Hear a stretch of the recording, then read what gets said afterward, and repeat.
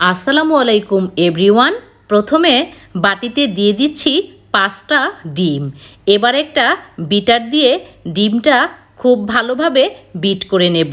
একটু আস্তে আস্তে সময় নিয়ে এই ডিমটাকে বিট করে নিতে হবে।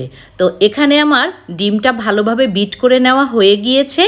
এবার এর মধ্যে দিয়ে দেব 1 কাপ চিনি, দিয়ে আবার একটু বিট করে নেব।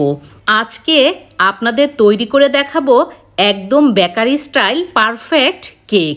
অনেকেরই কেক একদম বাসায় হতে চায় না, কিন্তু আজকের এই রেসিপি যদি ফলো করেন 100% গ্যারান্টি কেক হবেই হবে। তো এ পর্যায়ে দিয়ে দিচ্ছি 1 কাপ তেল, দিয়ে আবার আমি 2 মিনিটের মতো বিট করে নেব। এভাবে একটু সময় নিয়ে একটা জিনিস দিতে হবে আর বিট করতে হবে। এবার একটা চালনিতে নিয়ে নিয়েছি 1.5 কাপ ময়দা, 2 টেবিল চামচ গুঁড়া দুধ, 1 চামচ বেকিং পাউডার দিয়ে চালনিটা আস্তে আস্তে করে চেলে সম্পূর্ণটা দিয়ে দেব। এখন দিয়ে দিচ্ছি 1 টিস্পুন ভ্যানিলা এসেন্স। এবার একটা স্প্যাচুলার সাহায্যে খুবই হালকা হাতে সবগুলো উপকরণ মিশিয়ে নেব। যে যেখান থেকে এই ভিডিওটি দেখছেন তারা অবশ্যই এই রেসিপিতে একবার হলেও বাসায় কেক ট্রাই করে দেখবেন।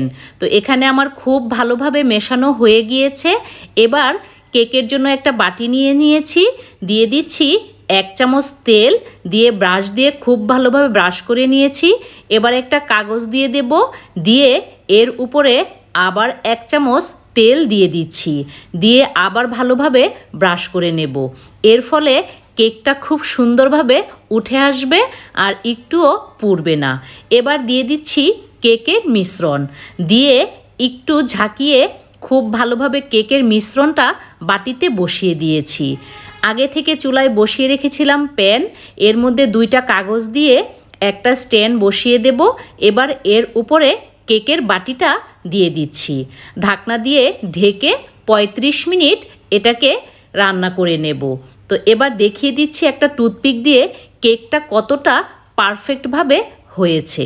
নামিয়ে নেওয়ার পর আবার উপরে একটু তেল ব্রাশ করে নিয়েছি। এর ফলে কেকটা অনেকক্ষণ নরম ও তুলতুলে থাকবে। এবার কেকের কাগজটা আমি খুব ভালোভাবে উঠিয়ে নিচ্ছি।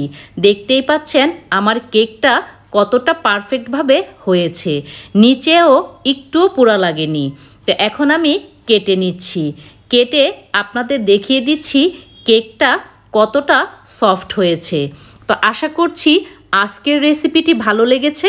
ভালো লাগলে লাইক, কমেন্ট ও শেয়ার করতে ভুলবেন না। আল্লাহ হাফেজ।